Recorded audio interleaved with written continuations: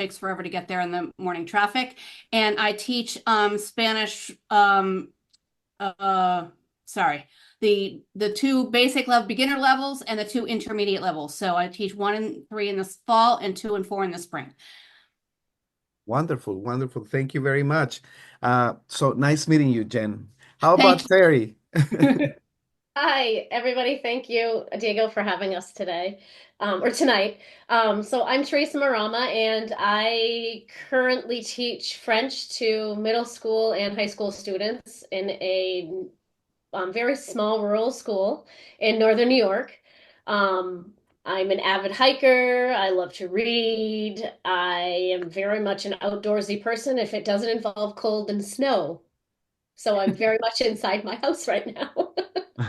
We had a snow day today, so I got Oh, to enjoy. wonderful. Good for you. Yeah, yeah. So I got to enjoy a day off and get some things done. But I'm excited to be here.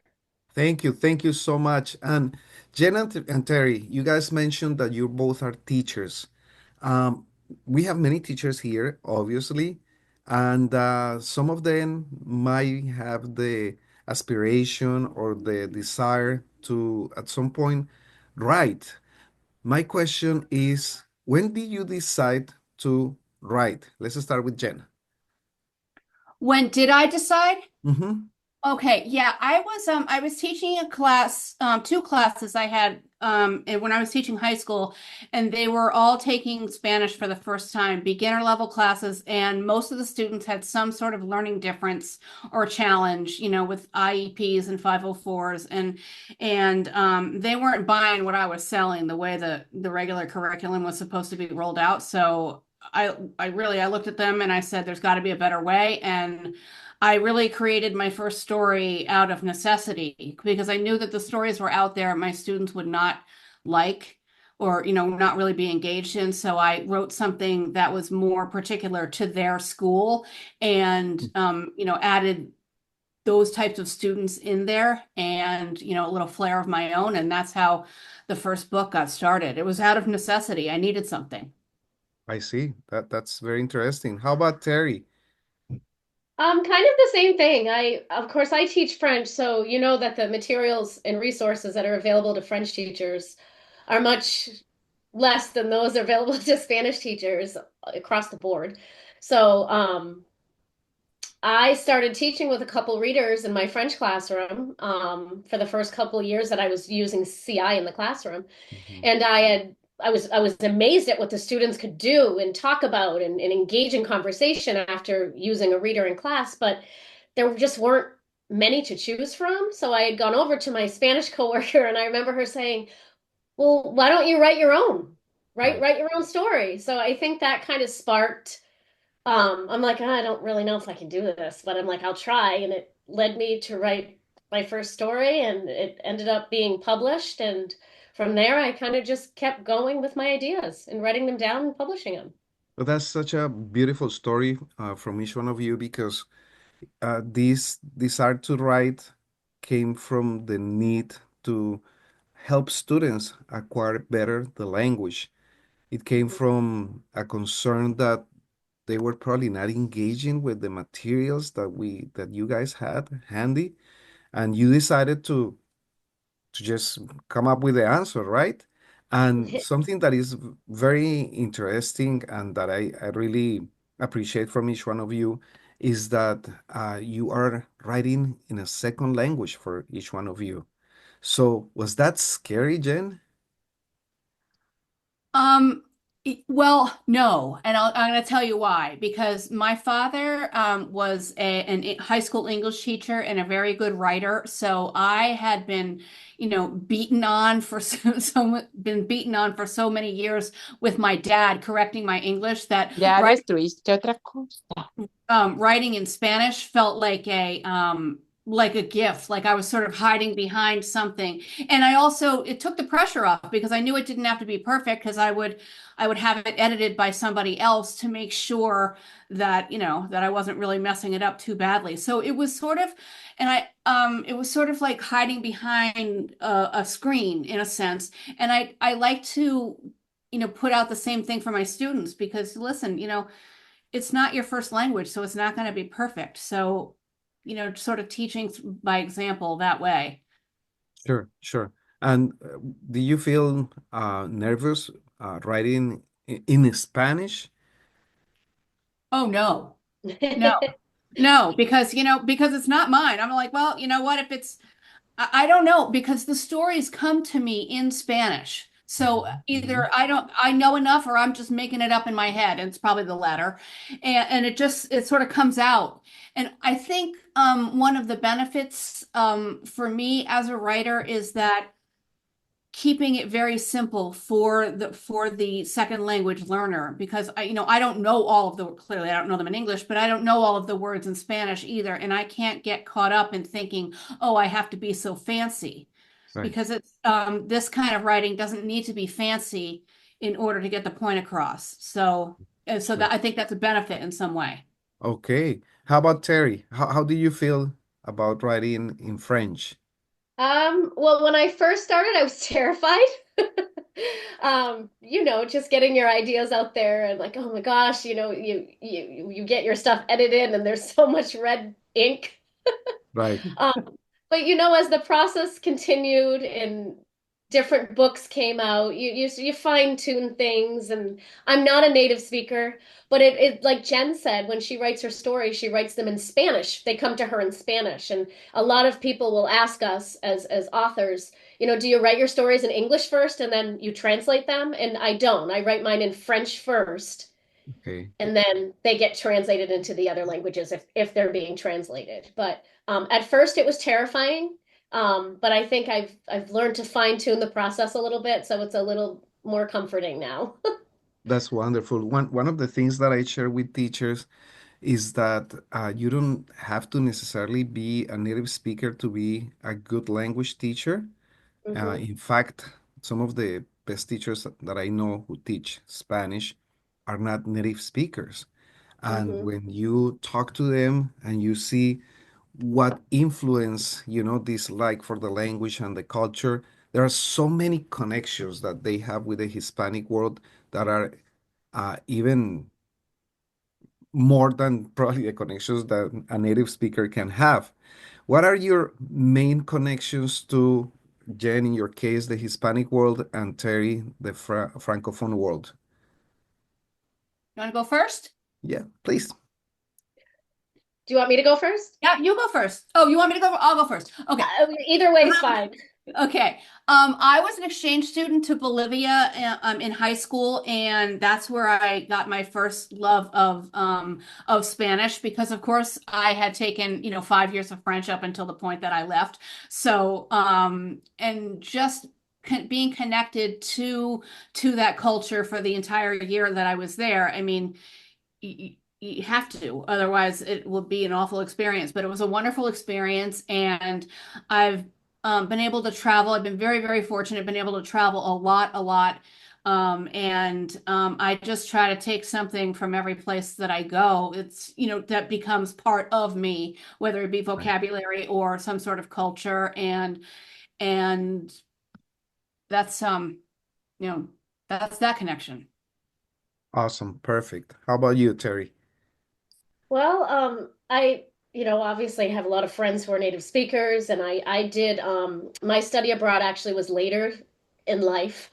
When I studied in France, I studied in the south of France, and I studied in Montpellier, and it was my sophomore year in college when I decided to go over and spent 5.5 months studying at a private language institute, and it was just one of those things. I was scared. I had to force myself, and I after the experience, it was like I don't know why I wouldn't want to do this, but Mhm. and now I live in northern New York, and I'm literally 20 minutes from the Canadian border. So, Oh, where I live, there's constant French being spoken by Canadian residents who come over to the United States, mhm. and I go to Quebec and use my French. So, there's a constant connection there. Perfect. Beautiful. Thank you so much for sharing that connection and such beautiful experience. I have another question. When we talk about the early influences in your life, Jen and Terry, do you remember the first book you ever fall in love with? And who were your favorite authors growing up? I have different I have different authors and books at different ages Okay, because I was yeah, an avid perfect. reader. So as a child, like really young, my mom always had the book, and it was her book when she was a child. It was the story of Heidi. It's about I believe a young girl who has an experience in the Swiss Alps, and she connects with nature and the outdoors. Um, and the author is Johanna Spyri or Spiri. I think I'm saying it correctly. And then as I got a little older, the Babysitter's Club was a huge. I loved the Babysitter's Club by Anne Martin. I loved it. And then I was a huge mystery reader. I loved all Christopher Pike books, and I just love mystery. So, Wow, and that's what you currently read now these days? I a mixture of things now, but Hmm. growing up when I was a teenager, I loved mystery novels. Loved them. Interesting, interesting. How about you, Jen? Well, I think well, I'm a little bit older than Terry, so I was really into growing up Beverly Cleary, and then I jumped right into Judy Blume. Uh, And I don't remember what I was reading in high school, but I do remember the coming of age stories, both The Catcher in the Rye and John Knowles' A Separate Piece, were I don't know, they just stick out as favorite books of mine. Mhm. And I don't know why I haven't read them in a long time, but I do like coming of age and stories about people and their struggles and identity and stuff like that. So that probably had some influence because that's kind of like what I like to write about now.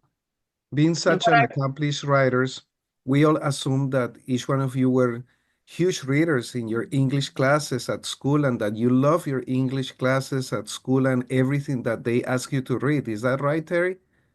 not everything, but I always enjoyed reading, so I always found something that I enjoyed in the books that we were reading. If it wasn't the entire theme or plot, there was always something that I could pull out that I really enjoyed. How about you, Jen? Because your no, dad there as were an English some. teacher. Yes, yes, he was. There were things that I hated. And my dad loved Shakespeare, and he was a great Shakespeare teacher. And man, I didn't take ever one class because I heard it at home so much and I couldn't stand it. So, but yeah, no, there I had to force myself on some things in English class that weren't really relatable to me at the time. Like Faust. I mean, Goethe's Faust. Get. Hmm. I I remember just suffering through that, and much to my father's chagrin, neither my sister nor I were great academics. We were really into all of this studying stuff. So, but I did like some of the stories that we read, some of the novels that we read, and I had some good English teachers, including my father. I want to include him in that too, that inspired me to at least keep reading. Great. Thank you for sharing that. And I have a question for the audience. So, audience, listen to this question. If your childhood had a book title, what will it be? If your childhood had a book title, what would it be? So let's try to come up with fun and creative answers. You can write on the chat. What will be the title of your childhood's book? Jen and Terry, you're welcome to participate as well. Okay. Okay, what will be the title of your childhood's book? Let's see. You can write it on the chat so we can take a look here. Okay, okay. Well, Jen says another accident, hospital or clinic. So it was a rough go. It was a rough go growing up for sure. I was always hurting myself. Okay, let's see who else shares their book Uh, title. It can be in Spanish or French or any language here. Oh, Peruvian Adventures, Carmen says. Peruvian Adventures. Okay. How's that? Huh? Lots of adventures in Machu Picchu. That's Let's see. Rosanna, ready with the luggage. ready Oh, with the luggage. Okay. Lots of travel. And Mary says, for high school, oh, Cien Años de Soledad. But Mary, the question is, what will be the title that will be kind of like a description of your childhood if it was a book? And Terry says, another school and a new friend. Oh, that means that you move a lot, schools? Yeah, yeah. Okay. Why is that? Because your family is work? Yeah, so my father is still a flooring contractor, and whenever he would get new jobs that were stationed in certain states, we would move. Okay. We moved a Okay. lot. So I went to a lot of new schools and made a lot of new friends. In the country or Yes, in the overseas? country, on the East Coast of the United States. The East Coast. Okay. And Santiago says, Travesuras en Los Ángeles. oh, Suena interesante, ¿no? yeah, right? That's catchy. Travesuras That's en pretty Los That good. is Ángeles. sketchy. So Okay. Santiago, I think you need to write that story. Me too. Yeah. So Santiago is the last name because her name or his name is just an N. Okay. Yeah. Perdón. I'm glad it's not NN because NN in Spanish means that there's no name after the person is deceased. Oh, oh. Yeah, I know. I should not say those Okay. things. Okay. All right. So let's keep moving. Thank you so much. Okay, here. Mauricio says, Kobe Bryant, El nacimiento de una leyenda. It's a great book from Terry. Oh, so he's talking about a book that he likes, that Mauricio really Wow. likes. Thank you. Yeah, Mauricio is from Colombia as well. Oh, yay. Yeah, so Oh. looks like they read that book Gracias. in this classroom. Wonderful, wonderful. Thank you so much. Okay, let's move on. The power of literature here. So the question for this section is, what does literature mean to you personally? And how has it shaped your life? Let's start with Terry. What does literature mean to you personally? And how has it shaped your life? Oh, okay. That's a loaded question. That's a good question. So literature has I guess two meanings for me in shaping my life. One, of course, being an avid reader from such a young age, literature allowed me to learn about new cultures and dive into different worlds and see different perspectives and get an understanding of people and different experiences. And through that, I was able to experience different emotions and ways of handling things that maybe otherwise I wouldn't be able to. And it also has an impact strongly on my life now that I'm actually providing literature for young second language learners to read in French and Spanish and the other languages. So I think it's kind of a mirror and a window. It Right. serves as both sides. So it just has a lot of power in both of those ways. Thank you. How about you, Jen? Well, I would like to say that literature, growing up for me, being the English teacher's daughter, literature was so heavy. It was so heavy, but I don't think it has to be. I think, just making literature something to read, of substance. And and it means that all of the things that Terry said about connecting with people in a different way, connecting with different cultures, different experiences. I think we are, as humans, we're much better off if we can, if we can use that window with what's coming out of a book for us to learn about somebody else. We're going to be better off as as a whole, as a populace on this earth. And also that it served, for example, the Judy Blume books, were, when I was growing up, were absolutely key because they were written for people like me who needed that connection with what was going on in pre-adolescence, adolescence, for girls necessarily. So those I connected with them really well because that's what was happening to me. And I think being able to see myself Not so much anymore. I don't think I need to have that connection. I don't need to see myself in literature. There's enough, boring stories being written about middle-aged, white women. So I don't need to read those, but I do like to read about other people's experiences and to make me more well-rounded person. Right, right. And people in the United States and some other countries are very lucky that they have access to books, to literature, not just because books are probably cheaper, but also because of the amazing public libraries where they can have access to books, the libraries in schools, universities. But I remember that in Colombia, it's a different story because in Colombia, you relate reading and books with educated people and many times educated people with people who has access to different things and people who has the money to buy books. Yeah. And obviously, in high school, you will just read classics. So for us, literature is just classics. And when I came to the United States and I learned about the bestsellers, I was like, why are people reading books from someone who is not famous? It's not a classic. Why do you read so many books? I couldn't understand that just because of my previous experience. Mm. Um, so it's very interesting how we all connect with literature and what that means to us. What makes a book universal, classic to you guys? What makes a book a classic?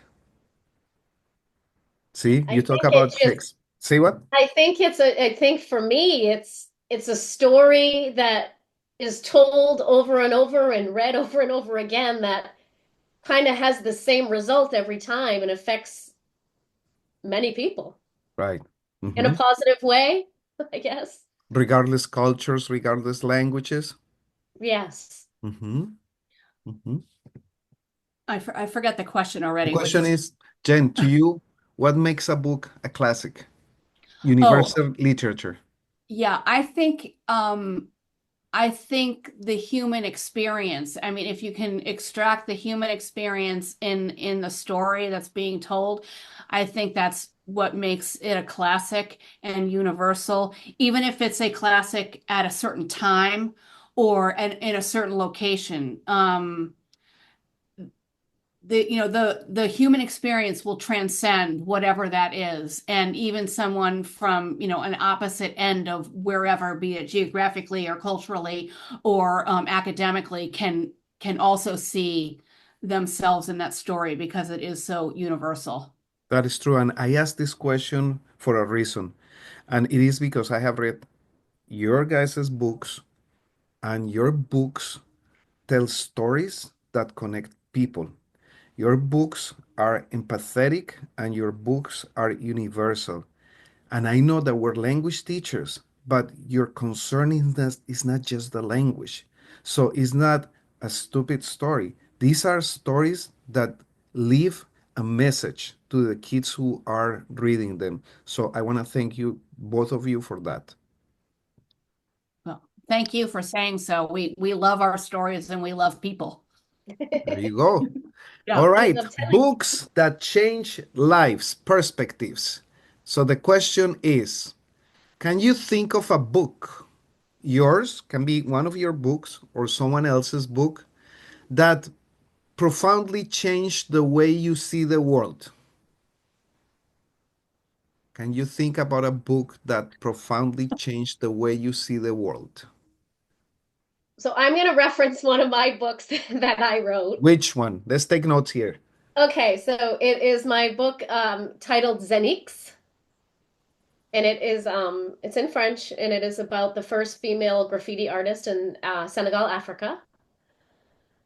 And I just from writing that book, I was able to work alongside Zenix and tell her story of how graffiti is used as a form of art to spread positive messages and to empower women in Senegal. Mhm. Um, and I had no idea that graffiti was used in that way, because in the United States, a lot of times graffiti is seen as, art that's kind of just thrown up on the side of trains or buildings, and Right, it's really illegal, right? right. You're not supposed to be doing it. Well, it has a totally different meaning in Senegal, Africa. So for me, it was very empowering. Um, and I just saw a whole nother, light on art and how it's used to really empower in Senegal through telling her story. So it really, it's a book. It's my favorite book that I wrote. Wonderful. Well, can you repeat the name of it? The Yep, title? it's Zenix. The Knicks. And that's the name of the main character? Yep, that's her name as a graffiti artist. I As put a it in the graffiti chat. artist. Okay. And Terry, is this book available in other languages than French? It's only available right now in French and English. Mm-hmm, mm-hmm. Hopefully down the road it will be available in other languages, but it isn't as of now. And we can find it in Digilangua? Yes. Okay, we'll talk about Digilangua later, but just keep that in mind. We can find that book in Digilangua. How about you, Jen? What's that book? Um, I don't know. I'm going to go with one of mine because I don't, I couldn't come up with another, although I did just read Demon Copperhead by Barbara Kingsolver.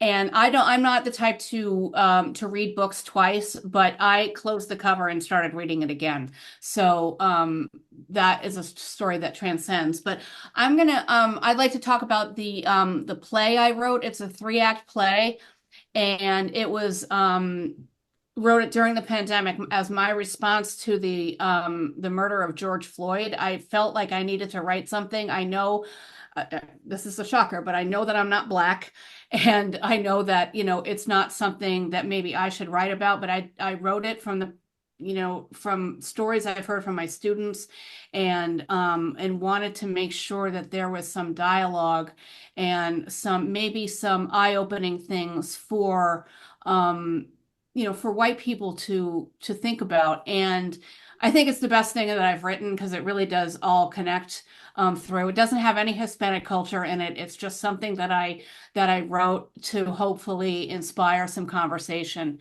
about this young biracial boy who he looks more Black than white, and he lives in a predominantly white town, and faces a lot of discrimination and prejudice, and throughout his experience in high school. And so it's just something to hopefully to get people to start talking about things that we should be talking about. And what's the title of the book, Jen? In Spanish, it's El Pueblo, and in English, it's the town, and in French, it's Le Village. Okay, so you have in French, Spanish, and English. Yes. Okay, Yeah. El Yeah. Pueblo, or Yeah. just Pueblo, No, El Pueblo. El El Pueblo. Pueblo. Okay, Yeah. thank you so much, both of you, for sharing that. Okay, let's keep moving. Okay, let's start getting into more of what we do every day in our classrooms. And we know that engaging kids in reading is not easy. So the question is, what do you say to students who claim that they don't like reading, or they think that is hard, or that is boring? Terry. So I do every week, Monday, Wednesday, Friday, my students they do free reading. So I get this question. I get this comment once in a while. And I just tell them, you just haven't found the right book yet. Like, what are you reading? What are you picking up? You're just grabbing things to grab them. What do you like? Mhm, You don't have to tackle a big book. Let's find something that is a graphic novel that has images, or something that has a sentence on each page. Like, let's start simple.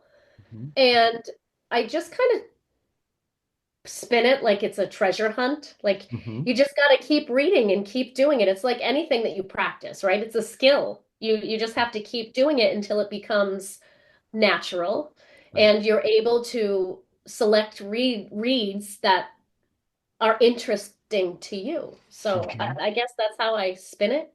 Can you remind us what grades you teach? Yes, I teach grades 7 through 12. Okay, So they're anywhere from what, 12 years old to 18 years old. perfect. Thank you very much. How about you, Jen? What are your strategies for reluctant readers? I have So I try to engage my college students, who, as we all know now, are not reading as much as they used to, Mm, and sort of approach it as a game, as something to decipher, to decode, see what you can figure out. Jump into those. I use a lot of cognates in my writing, obviously. So, like latch onto those and see what you can make of it, and and see how tell me what you do know and leave the rest behind. Because if it's only three things, well, that's three things more than you knew the last time, that sort of thing. So, positive reinforcement, and we read a lot together, and practicing annotation because they buy their books. So we practice those things because I want to build good reading habits for them, as well as, even though it's kind of late in their careers, but it's never too late in my estimation. So, and in the books that I read, I try to include a whole bunch of other things, and I do invite my students, and I would recommend that teachers invite their students to do the same. That within any book, you can find something that relates to something that you're interested in, whether it be like in my books that I'm teaching now, there's politics and economics. I mean, a lot of my students are business majors, so, mhm, and some of them are poli-sci majors. So look at it from that perspective, gain some skills that you'll need later on for your poli-sci classes or for your econ Sí, classes, and look at it ya through tengo that terminada la lens. conferencia. You might not like Voy a hacer might mi not like the pregunta. story Ya bastante, itself, entre 20 minutos. but Y después me regaño ahorita. Oh, can we close the microphones, please? Can we close the microphones, audience? Thank you very much. Okay, sorry, Jen. no, that's okay. And look at it through that way. You might not like the story, but what's the backstory? Is what's part of telling the story? Like we're talking right now about Venezuelan politics and economics. I mean, if that's interesting to them, great. I have a student who is so into history. He's so into history that he gave the lesson on the history, so I didn't have to do it. Um, so that's his part. He didn't particularly like the other part of the story, which is fine. So invite them to pick apart the reading or find something that they like. Mm-hmm. Mm-hmm. Perfect. Thank you very much. And I have another question for the audience here. My friends, what is the funniest excuse you've heard from a student trying to avoid reading? I'll repeat it. What is the funniest excuse you've heard from a student trying to avoid reading in your classes? Let's see if we remember. The funniest excuse. Well, in the meantime, I'm gonna read a comment that Mauricio made here. Mauricio says, in order to motivate them, I have divided my reading plan into two sections, intensive reading and extensive reading. Thank you, Mauricio, for sharing. Great, great. Okay, you guys can, interact via the chat. Anything that you would like to say, it's welcome. I have a question right now. The question is, what is the funniest excuse you've heard from a student trying to avoid reading? We have an answer. Carmen says, my eyes are on strike from too much screen time. Oh, that's funny. That is funny. That's a good one. My eyes are on strike from too much screen time. Wow. That's great. Nothing like making the teacher feel guilty, huh? Yeah. Well, I mean, I think that's a little too much TikTok and Instagram. That's my personal opinion, but okay. Yeah, I think this student was trying to say that they have used a lot of digital readers. Okay, okay. Point taken, young person. Okay. All right, let's continue. Let's continue because it's already 7:42, so let's keep moving. The next question is, let's talk about students in reading. So Have you ever had a student tell you that one of your books made them fall in love with reading? Any stories that you can share? Hmm. Yeah, no. No, not fall in love with reading, but I've had students say have make comments like, it's I enjoy reading the books because Let's the not way be humble, please, okay? Because I know that you guys have a lot of feedback, positive feedback from your students. I know that for a fact. So please share a happy story. Come on. I have students who are like, I feel like it's easy to understand French when I read your books. There you So go. I think they feel a sense of accomplishment, and I'm like, oh, that's really nice. Like I want to cry when they say it. Like, yay. That's beautiful. That's beautiful. Hmm. Yeah. I don't know. I have a couple of students who are heritage speakers who've come in, the second day of class and said, "Oh, I've already finished the book. It was really good." So I like that. I like those comments. Hmm. Yeah, And I don't. I know that I'm not sure if Terry does this, but I know that Jen works with students on illustrations that Hmm. shows a connection with the stories, a connection with the author, a connection with what is being told in the books. Jen, can you share a little bit about that experience?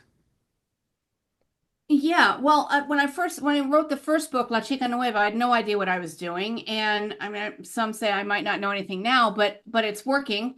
And I didn't know anything about having to have illustrations in the book, so I just asked a student, one of my students who drew very well, who happened to be the new girl in my class that year. Mm. So I asked her to do the drawing for the cover, and she did a wonderful job. And so I said, you know what? I would like kids to have this experience. And I know how to work with kids and I know how to, bring out the best in them in the sense that, listen, you know what? It might not be perfect, but done is better than perfect. And we'll look at some of my covers and we'll see why. But all of them have so much meaning for me. And I love the fact that a kid gets his or her name in the book and or their name in the book. And so I love that. And if that just helps them a little teeny bit in their lives, then that's just another part of the teaching. It's who I am. Sure. And Terry, do you use your own illustrations, or do you work with students as well? So actually, thanks to Jen, before I started publishing my own novels, I started translating books into Spanish or into French from Spanish, French. some of Jen's books. Right. And a couple of her covers were done by a few of my students from my school in Mm. years past. So Mhm. as far as my novels go, I don't, but some of my students have contributed to Jen's book covers. Okay. But Oh. that's not true because some of Terry's students have translated her books from French to English, and Ooh. she has used that as an end of the year project on my suggestion. But Yes, but that is right. she does work with students in that respect. That's wonderful. And it's so interesting because kids react to reading, and but not just based on what they read, but it's the whole environment that we as teachers create around the experience of reading. And Mhm. when we talk about illustrations, translations, that's for sure a motivation for many of them, right? Absolutely. Yeah. I even have some students edit the books. I mean, not, in English, just to like throw in some teenagery things. Hmm. Because That it's been that's a long awesome time. because it's their view, right? Right, right. Yeah. It's kind of like when we ask our students to teach our students. Yeah. Right. That's a great idea. That's a great idea. I'm gonna write that down. Okay, so this question the next question that I had about inspiration, and you have talked about some of the experiences that you have gone through, but usually, where do you find your inspiration to write the books that you write? When we start, Jen? Yeah. I just say everywhere. Conversations with people, current events, things that I find cool and interesting, or stuff that my students will bring up in class. I'm like, oh, I didn't even know about that. Like, what is that? So I'll go down the rabbit hole of research, and I'm like, this is really cool. Like, this needs to be told in a story. And my readers will reach out and say, you ever think about writing a story about this? Hmm. And I'm like, oh, no, but that's fantastic. And Always I love keeping mystery. I love mystery. So a lot of the mystery books I've read in the past, I'm like, oh, I could write a mystery book that involves a haunted house, or so right. that's where I get my stuff. Awesome. Thank you so much. How about you, Jen? I have one of my besties, actually two of my besties are always pitching ideas at me all the time. So that's, if I'm feeling a little like I need an idea, I'll ask them. But just like with Terry, conversations, I always think about the readers. I think about who is going to be reading the book, and I think that as a non-parent parent, I mean, not a parent of non-human, of not of humans, but I think about like what would I want my own human kid to know if she read this book, for example, and um that I would want her to know. And so Hmm. that's what I put in a story. And in the human story, I think it will just be a better connection for us all. So you know, those are my experiences every day. Like, oh, this make a great story, and I jot it down. And how's the writing process, Terry, for you? Do you think about the story? Do you take some notes? Do you start Uh, writing right away? Do you start by the end? How you do that? it's funny you asked that. It's kind of different. It's based on the story type. So, like with mysteries, for some reason, I always know how it's going to end. So I'll start with the end of the book, and then I just kind of go to the beginning and I build up to the end. And then with my biographies, because I started writing biographies, I just have kind of a template. I keep the same way that I write, like for my biographies that I write for French important people Right, from French history, or right. for the Kobe book. Hmm. Um, and then for other things, I kind of just take notes and I just let it flow. Okay, I don't like outline anything. I don't have any certain special right. I know that. organized. I Ask don't know Jen, if I'm this not is, organized. yeah, I don't know if this is the writing process for Jen, but I always hear that she finds great inspiration when she goes for walks with to the park or close to the house. Yeah, when Yes, she goes, what is it, boarding? What is it? what? Don't you go boarding? What is it? You're Oh, when I go paddleboarding, yeah. paddle Well, boarding. Right. that's in the summer. We're not doing it now. It's a little cold. And yeah, and maybe, or when I was walking my dog, certainly ideas would come for sure. And I used to write books that had many, many, many chapters, but my great friend Terry taught me that, fewer chapters is always better. So I have to outline, because if I don't outline, I will write books of very many chapters. I mean, I have some pretty fat, thick books out there that nobody buys because they're too long. I get it. But I couldn't stop writing them. So I have to rein myself in a lot. I have a lot of words in my head. Okay, that's Yeah. very interesting. So, Yeah. do you start from the end, beginning? How is that? You think about the characters first, or the situations, or what?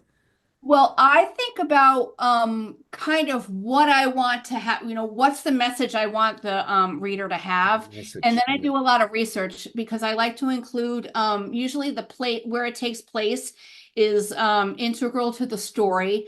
And so if there's culture involved there, I mean, I'm now writing a book about I just finished the first draft about life on a farm in Kansas. Now that has Mm, absolutely nothing to do with Spanish and in that sort of culture, but it's a culture. I mean, farming is a culture, right? And I right. think that more and more, if we knew more things about other people's ways of life, we will be better off. I sound like a broken record, but well, a record. Somebody can be like, "What's a record?" I'm okay, whatever. Let's move on. And so I do a lot of research to make sure that it's legitimate. So no farmer in Kansas is going to call me out. Mhm. Um, I lost my train of thought, so I'll stop there. But it's true that you do a lot of research because you and I have worked in a couple of books and your Yeah, research is just amazing. yeah, thank you. So Yeah. thank you for that because you don't want anyone calling you out, but at the same time, it just gives the book, you know, authority and you can just present it like this is mine, right? And not so much with so much detail. And this is true. And I would like to encourage other teachers who are listening to this webinar that you don't have to know everything. And there's a way to gloss things over. Like if there's any sort of history in my books, it's a mention here, a very broad mention and a very broad mention here because I don't want to be caught up in the dates and the times and the people and everything else. I mean, the reader can look that up if he's interested, right? So you don't have to be the ultimate authority. You just Right. have to weave it in.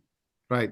But I'm saying this because um, I go back to the importance of writing stories that tell something that connect cultures, but that also are true to those cultures. And I believe that if the book is teaching you something real about what you're writing about, that's so important. So Yeah. it's not just the book about the kid walking the dog in the park or that kind of thing. Yeah. So that's why I really appreciate when you guys take the time to research and include that in a, literary way. Okay, another question here is how do you ensure that your books remain comprehensible yet engaging for different proficiency levels? Cognates, man, cognates. You have to, Limited vocabulary, yeah, limited and also vocabulary repetition. that I think that would be universally used in all different dialects. If and I'm probably messing this up. The linguists will be jumping on my down my throat about this, but making sure that there's not too many idioms in there, or there's not too many of slang stuff like that. That's not going to be useful cross-culturally or cross-dialectically. I just totally made that up. It Okay. sounds Okay, very great. Sounds very elaborate. right. Yeah, I just came from college today. But things like that. And because it helps ground the reader like, oh, okay, this is going to be useful for me, whether I go to Colombia, to Uruguay, to Spain, and I think that would be the same thing with French. Hmm. Right, right. I think to me, you're the queen of cognates in the sense that you know how to use them. And I'm always in awe with the first paragraph of El Jersey because it's a paragraph that any student level one will understand just because it's based on cognates 100%, Yeah. but you're still telling a story and you're not constantly repeating the same word over and over. I mean, in fact, your books are rich in vocabulary, but cognate base, it's so important. So Thank you. awesome. How Thank you. about you, Terry? So how do you ensure that your books, are comprehensible and Hmm. to proficiency level? Yeah, so same thing. Cognates when able to be used. Of course, there's cognates in Spanish that don't exist in French and vice versa. But whenever they can be used, limiting the vocabulary, but not so much that you're repeating, like you said, over and over the same words. Mhm. Um, and just being able to weave in there an engaging story, a compelling story, so that it's not, Not you boring. know, it's just you're using simple sentences in a sense, but you're throwing in connector words so the students are picking up and, or, but, because, and eventually they just know those because they're used throughout the book. Right, right. Glossary Well, is obviously in the back of the book, making it easy and accessible to understand what words mean if they need to look them up. perfect. Thank you very much. Now, I don't want to say goodbye to you guys before we talk about something that is really a great resource for us teachers, and I'm referring to DG Langua. This is your baby, and why don't you explain to us what Digilangua is? And if any one of you would like to share screen, Yep. let's do it right now. I'm gonna stop my screen sharing here. Okay.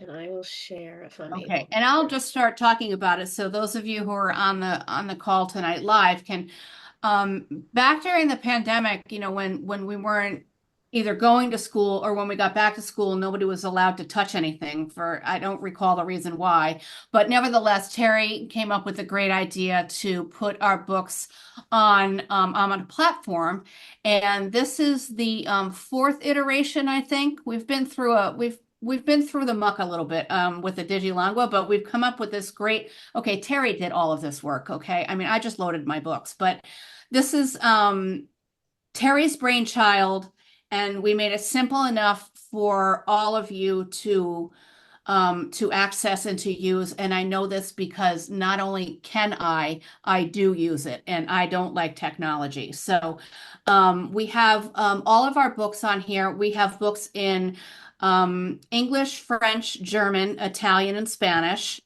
and in four different levels. And you can use the drop down menu to figure out language by language and also by theme. So we put together some themes. Some of them are the AP themes. Some are others that we sort of pilfered from the New York State standards that came up with some good ones too. Um, and you have access as the teacher to all of the books in the library, but you also have the ability to turn on and off the toggle. Will you go to the book section, please, at the How many top? books are we talking about, Jen? There, 188 books in our library currently. oh, 188, and teachers yeah, have access to all of them, and students. yes, Yes. yes. Yep. Oh my Okay, what God. am I going to, You Jen? go to the book at the top, so show along the on the search bar, yeah, whatever the bar that is, the navigation bar. Yeah, where you were there. You were there. Oh, right here? Okay. That book, yeah. Yep. And from here, so you're going to select your class. Do you have a class in there? Yep. Okay. And then the language. So we'll do Spanish. Okay. And so through here, you can toggle back and forth. So if you have a level 1 class, don't necessarily give them access to the level 4 books if you think it will be discouraging to them. If you want to Mm. push some of your high flyers, by all means, you can do it by class. You can't do it by student. Mhm. If you don't want them to read any books about sports and hobbies, you just turn off that toggle. So you have a lot of control as the teacher to do that. I think for some reluctant learners, providing the story in English first so they can get a basis for it, and then shutting it off after, maybe 1 or 2 nights. Terry and I are big proponents of just assigning reading for homework, and then having them go back and trying to figure out what's going on in the French or the Spanish or the Italian version. I mean, reading is reading, and we have to, I think, as teachers, if we give them a fighting chance to learn something, we're all going to be better off because we want to boost up their confidence. Mhm. What else do we have for the teachers here? You can assign, so the teacher can create new assignments. You can write to your group, your class group, and say, create a new assignment, and you can ask them, whatever the title is, assign, please read chapters 1 and 2 of such and such a book, and then start date, due date, and then you assign it, and the students get the assignment. You can have them write something out and then turn it in either electronically or on a sheet of paper for the next day. Um, let's As see. far as yeah, okay, go ahead. The teacher has the ability to create multiple choice questions for every book. And assign them by chapter to their students, and they're Oh, automatically graded. We wow. did not go in and put those all in because some teachers prefer the questions to be in English Mhm. as like and reading it in Spanish. So we left that totally up to the teacher and gave them control. Perfect. As far as loading your students, the students will have access to the platform if you subscribe. They will have access by, if you look there in the middle with the login code. So there is a login code. We don't collect any information about the student or their email address or anything else like that. We're COPA compliant and ED Ed 2D law.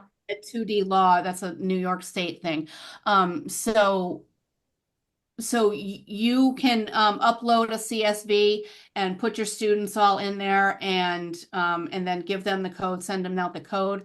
I have come up with an email that I make my students email me to practice sending an email because they don't know how to address a teacher or a professor well. So that's part of the instruction that I provide. And then, asking me for the code. And so then I send them the code. I mean, it's a little squirrely in the beginning, but you can also transfer, say, for example, if you have semester classes, you had most of the students one semester and they transfer to the next semester. You just change the name of the course. It's really I'm gonna say idiot proof because I can use it, and I mean that with all sorts of love. Should we show them a book and how the audio works? Yeah. So, Please. yeah, and the audio.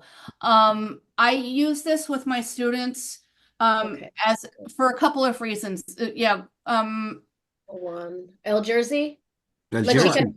La Chica Nueva. It doesn't. Yeah. So La Chica Nueva, right? So if you see, this is chapter 1. It's 2 minutes and 5 seconds. So when I assign a chapter for homework and with my class, and then I show them, if you listen to it at regular speed, that's 1x, it's 2 minutes and 5 seconds of your life. Okay? Don't tell me you didn't do the reading, my friends. Okay? It's 2 minutes.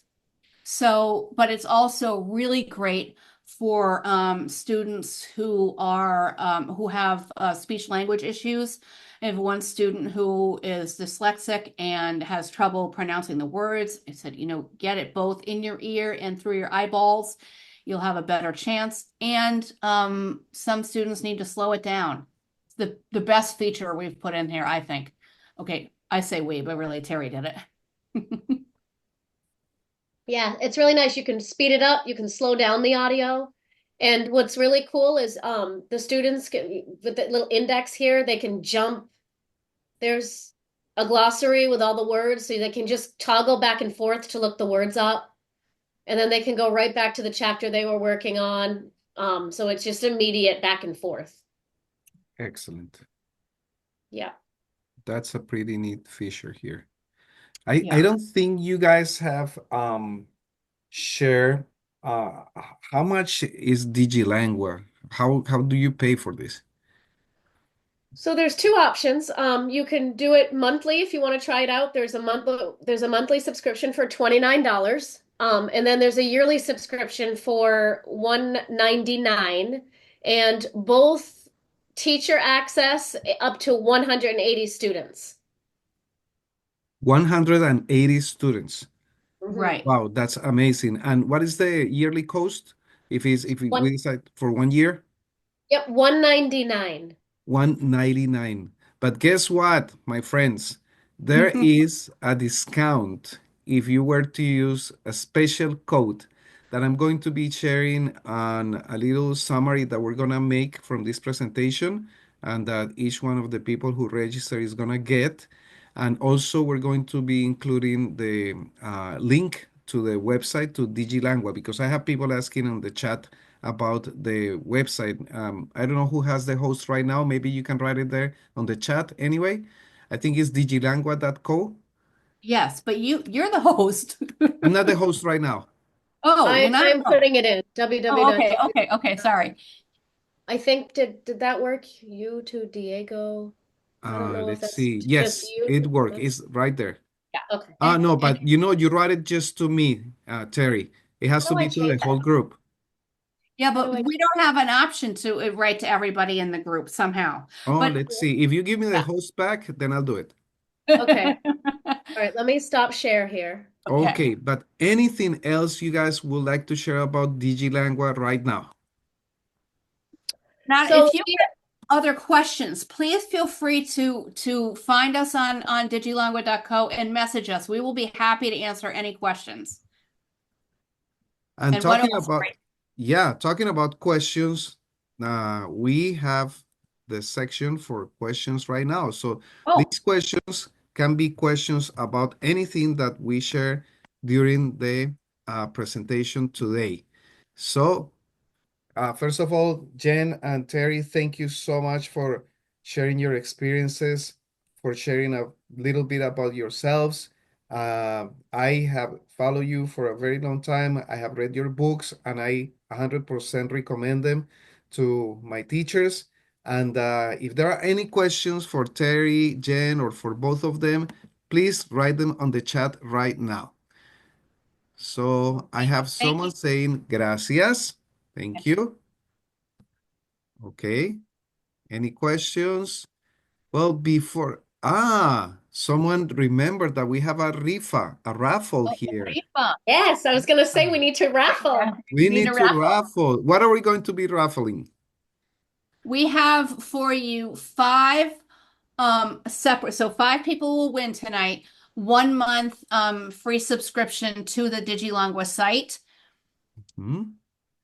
Okay. And- So what do we need from people who gets this amazing treat? We Okay, need their name and email, I guess.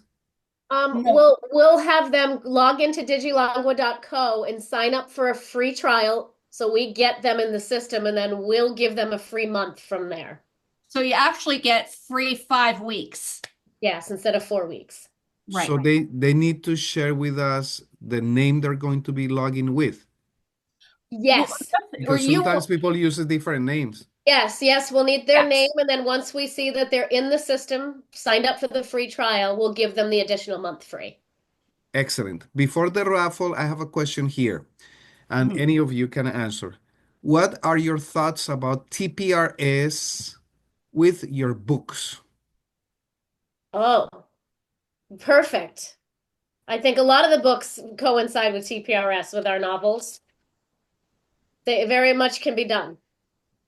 So it's possible to do it. Yeah, Okay. yeah, I'm not well versed enough on TPRS to comment properly. Someone asked, how do you enter the raffle? Well, by being here, you're entered in the raffle, so we're going to choose 5 people shortly. There's another question here that says, yo estoy interesada por leer Misterio en el Louvre de Terry, Mhm. but I only see it in French. Oh, it's Misterio en el museo. ¿En el qué? En el museo. En El el museo. museo. Is it- Entonces no sale en el Louvre, sino en el museo. Yes, different. Misterio en el museo. So that was Rosana. Rosana, look for Misterio en el museo. And it takes place in the Reina Sofía. En Madrid. Yeah, yep. Muy bien, me gusta el Reina Sofía. Excelente. All right. So why do you guys think it's time to do the raffle?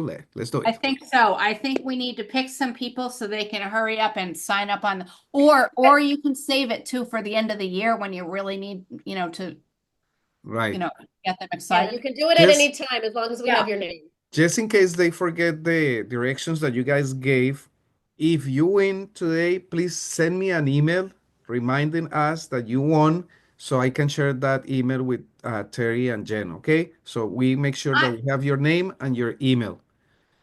well, Okay, I can put the names down too.